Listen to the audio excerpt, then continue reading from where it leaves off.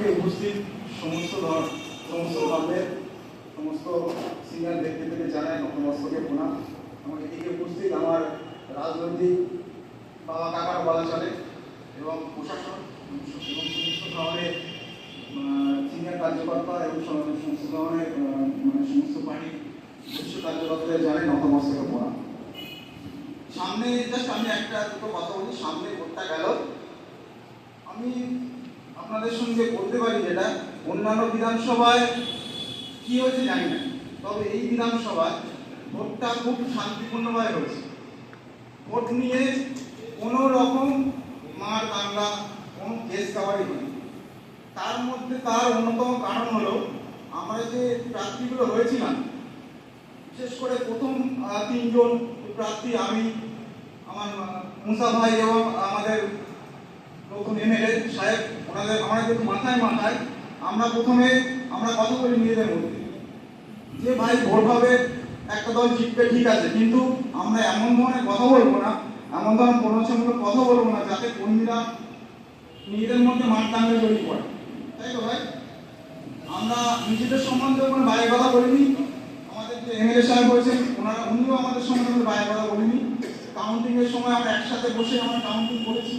এবং আমি বলে রাখি, আমাদের এমএলএ সাহেব যতক্ষণ না সার্টিফিকেট পেয়েছে আমি তার সঙ্গে ছিলাম এবং আমি বলেছি ভাই সার্টিফিকেটটা নাও, ওখানকার দেরি হচ্ছে, মানে অনেক কার্যকর থাকে, দেরি হচ্ছে। আমি সার্টিফিকেটটা নিয়ে তাকে ওকে আশ্বস্ত করেছি, ভাই তুমি যাও, বাইরে যাও, তোমাকে কেউ আঘাত করবে না, কেউ পুরুষ মতো কথা বলবে না, কেউ তোমাকে আঘাত না করবে না।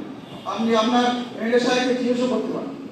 দেখুন, ভোট আসবে, ভোট যাবে, আবার ভোট আসবে, কিন্তু কিছু মানুষের প্ররোচনা মানুষরা আমরা মারধর করি তো, এর সঙ্গে ঘর বাড়ি ভাঙচুর হয়, মারধর হয়, মানুষজন পালিয়ে বেড়ায়।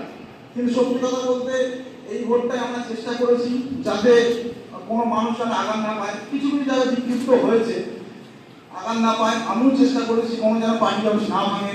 আমি মুসা ভাইকেও ফোন করেছিলাম, ভাই তোমার কোনো সমস্যা নেই তো, তাই তুমি বলো, আমি জিজ্ঞেস করেছিলাম। তারপর যে ক্যান্ডিডেট ছিলেন ওনাকেও ভাইকে জিজ্ঞেস করেছি, ভাই তোমার কোনো সমস্যা নেই তো, তুমি সমস্যা হলে বলো, আমার ক্ষমতা খুবই অল্প, তো আমি চেষ্টা করব তোমার সমস্যার সমাধান করার। এবার আজকে একটা আইন হয়েছে।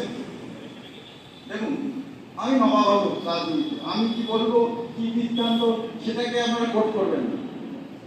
আমাদের ভোটের সময় আমাদের প্রশাসন খুবভাবে সাহায্য করেছে। আইনটা হয়েছে, আমরা চাই এই যে ভোট পরবর্তীকালে যে কোনো সমস্যা হয়নি, ঝামেলা হয়নি, চক্রি হয়নি, কেউ কারো গায়ে হাত দেয়নি, এটাও চাই যেন ওই আইনটাকে নিয়ে প্রশাসন নির্দেশ মেনে, আমাদের বড় আছেন খুবই ভালো মানুষ, নির্দেশ হয়ে যতটা করা যায় যতটা করে সমাজে শান্তিপূর্ণ বজায় রাখা যায়। হ্যাঁ, এটাই আমাদের অনুরোধ, নতমস্তকে আপনাদের কাছে অনুরোধ জানাই, যতটা শান্তিপূর্ণ মানে আইনটাকে যতটা মেনে বড় সাহায্য করে আপনাদের পবিত্র ঈদটাকে যতভাবে সুন্দরভাবে পালন করা যায় সেটা আমি আমার দিক থেকে কোনো সমস্যা হবে না।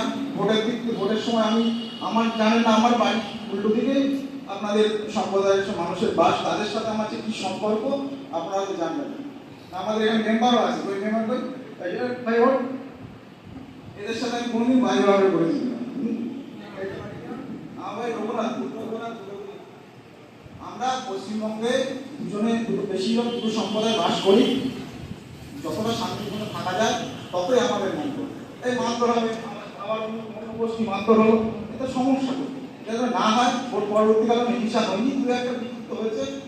সবার কাছে কলেজের অনুরোধ, শান্তি সম্প্রীতি বজায় যেন থাকে। আমি আর নতুন সবাই ভোটে দাঁড়িয়েছি, অত কথা আমি জানি না, অত বুদ্ধি আমার নেই, কোনো রকম ভুলভ্রান্তি বললে ক্ষমা করবেন।